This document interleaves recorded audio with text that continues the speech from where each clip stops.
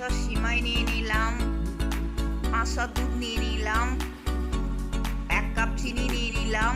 আজকে আমি বানাবো সিমাইয়ের পায়েস। অল্প করে ঘি আর তেল নিয়ে নিলাম বন্ধুরা। কড়াটা হাতে বসালাম, কড়ার মধ্যে ঘি দিয়ে দিলাম,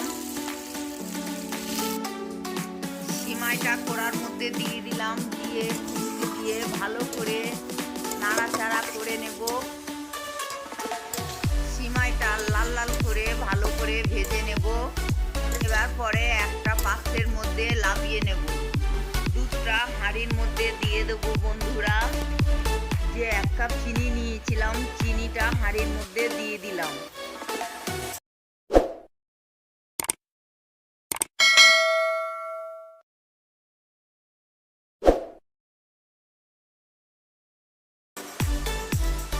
দুধটা ভালো করে ফুটে গেলে 2 মিনিট পরে সিমাইটা দিয়ে দেব। দিয়ে খুন্তি দিয়ে ভালো করে নাড়াচাড়া করে নেব। এরপরে যতক্ষণ না সিদ্ধ হচ্ছে ততক্ষণ ভালো করে নাড়াচাড়া করে নেব। খুব তাড়াতাড়ি সিমাইয়ের পায়েসটা রেডি। রুটি বা পরোটার সাথে খেতে খুব ভালো লাগে। তোমরা এইভাবে বাড়িতে বানিও, কেমন হয়েছে আমাকে জানিও। পায়েসটা আমার রেডি হয়ে গেছে, আমি একটা পাত্রের মধ্যে নামিয়ে নেব।